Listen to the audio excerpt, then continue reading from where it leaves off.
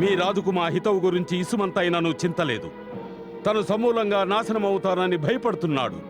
వానికి తెలుసు శ్రీరామ ప్రభువుతో సుగ్రీవుని సైన్య బలమే కాదు, సర్వనాశన భీషణాగ్ని కీలలు లంకను భస్మము చేయడానికి ఎగిసిపడుతున్నాయని అతనికి స్పష్టంగా తెలుసు. అందుకే వాటిని ఆర్పడానికి కుటిల రాజనీతిని ప్రయోగిస్తున్నాడు. తమరు మా మహారాజును అపార్థం చేసుకుంటున్నారు కపీశ. కాస్త ఆలోచించండి. మాట్లాడకు సుఖా.